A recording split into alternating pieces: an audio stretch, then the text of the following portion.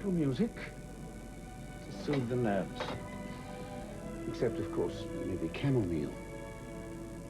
Are you sure I can't fix you something? You know, you didn't touch your breakfast. I'm not hungry. This business with Paulina, you know, you mustn't blame yourself, Rachel. She's had one battle after another ever since she came home. There doesn't seem to be anything I can do to stop it. Our children are driven by a force that's quite beyond us. And there's nothing as bad as that feeling of helplessness when you watch them suffer. Why did you take so much trouble to find me? I suppose because I could. And what is it going to cost me, and when do I get the bill? Can you put a price tag on friendship? Friends don't usually capitalize on misfortune. Is that the way you see it? Yes. Well, once again, you misjudge me. Of course I have compassion for your situation. If it were Ryan who was sick, I'd certainly want to be by his side.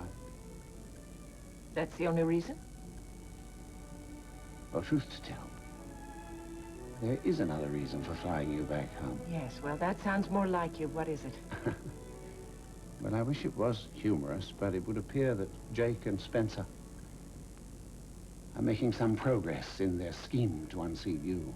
Because of this push to discredit Mac?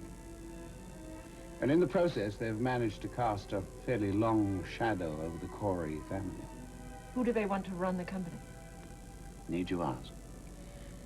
Jake has been fantasizing himself as the new executive CEO for weeks. I think he practices in front of the mirror. Well, he's working himself up into quite a lather so as to convince the other shareholders. How's he doing? Well, he hasn't won me over. He certainly did parade his concern about the integrity of Cory on television. Did you see that? Yes, I saw his plea for truth. It made me sick. Yes. Well, I warned you that they had vengeance in their hearts. Yes, you did. And this time I was prepared, and I'm grateful for that. I'm sorry all of this has caused you so much anguish. You know, when you left town so abruptly, I automatically assumed you blamed me. I wanted to find something to invalidate the document that Jake has. So I went back to where Mac was born and raised. Did you come up with anything useful? I'm still looking. What did you find, Rachel? Memories. I know Mac better than I know myself. Nothing anyone can say or do is going to convince me that he was anything less than honest. It's all I could do not to grab Jake and choke him. He came here to gloat. Don't you think he might have been concerned about Paulina? He didn't listen to a thing I said. Ian, do you think that your father's research can help Paulina? When I was a boy, I watched my father cure people as their relatives dug their graves. And they all had the same symptoms as Paulina? Her fever is rising. Her head is like lead. She constantly needs water. That's right. Does the light bother her? Yes, very much. Yes, this I know. Soon she'll become disoriented. Then she'll start to hallucinate. I can't get her temperature. No, it's useless. After that, she'll go into a coma. Once that happens, if we don't do something within 24 hours, she'll be dead. Was she sick when she was with you in San Cristobal? She fell into a fever in the rainforest, but I thought she got over it. Is a short recovery period part of this pattern?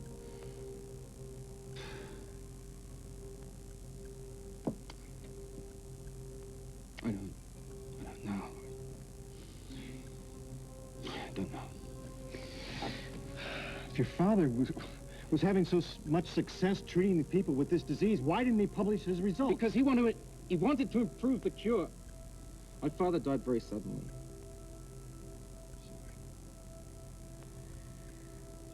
So, Jake has the only record of your father's work. The only record I know of. You have to convince Jake to give you those papers. Well, if I can. Even if Jake cooperates, it may be too late. We have to try anything. You said it yourself. Nothing else is working, please. Please, this could be Paulina's only chance. Ryan, is the baby all right? Yeah, just a little dehydrated, a little dirty. Hey, Grant. Hello, Ryan. What baby are we talking about? One of the officers found an abandoned baby in a garbage dump. What a world. Listen, I've got to get back to the station, but you want to meet me for lunch? Oh, I'd love to, but I'm kind of working around Marley's schedule. Okay, then I guess I'll see you tonight. You know where to find me.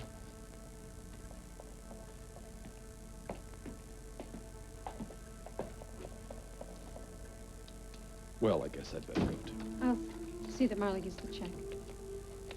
Your sister asked me to give you this, Mrs. Harrison. Oh, thank you. That's the doctor's name, and the test is this afternoon. Exactly what test is Mrs. Harrison having? Ah, thank you. Just a routine physical. I haven't had one since I've been back from Switzerland. You feeling all right? Yes, just a little rundown. I want to make sure it's nothing to worry about. Dr. Bernheimer would have told me if there was something to look out for. I'm not necessarily sure Dr. Bernheimer would have told me. Well, I'm not sure that's... Look, this is my life, okay? I'm taking control of it again. Dr. Bernheimer's care is one of the reasons I want to check up. You question her expertise? No, I question the pills she was shoving down my throat night and day. She helped you to get well, Victoria. Now, you would think that, wouldn't you? Because she was answering to you. She was making you happy. She was making all the arrangements through you. She treated me like I was some kind of a child. Why should I believe a word she She says? was only concerned for your well-being. Oh, her too. Sorry, Grant. I just can't toe the party line on that one. Goodbye. Bye. Oh, you should know that we've set a date for the divorce hearing. When? Next week? Next week? Well, it must be nice to have friends in the system. Too soon for you? Couldn't be soon enough. Well, I'll see you in court then. I hope you get good news on your physical.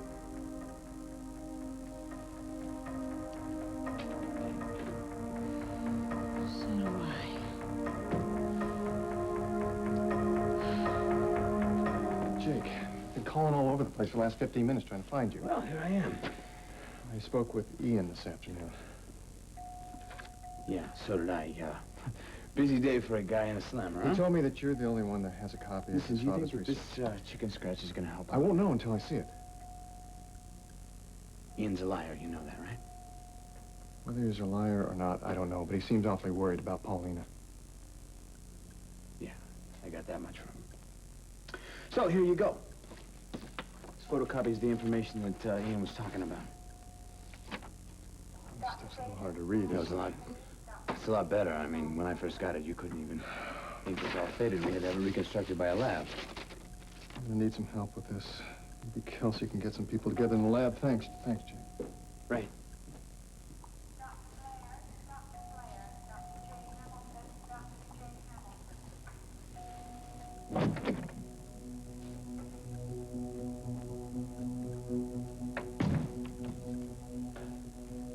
Paulina?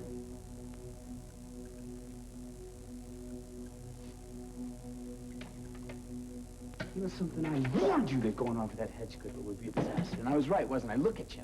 Some romantic trek, right?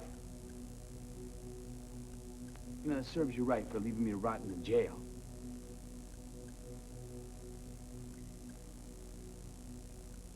You know, none of this was supposed to happen.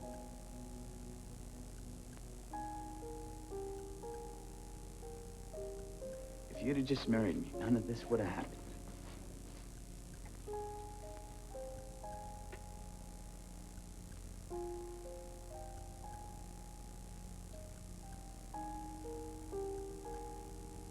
Why did you give yourself to Ian?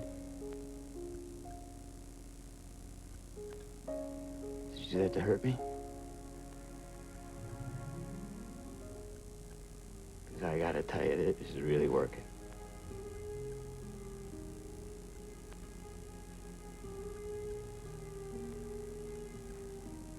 Why do you still get to me?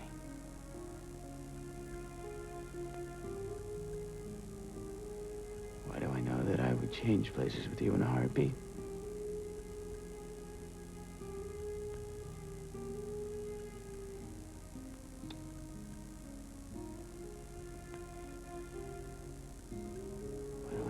still love you.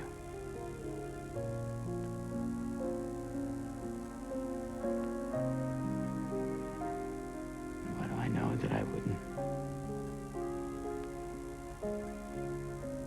say one word of this to you? I really thought you could hear me.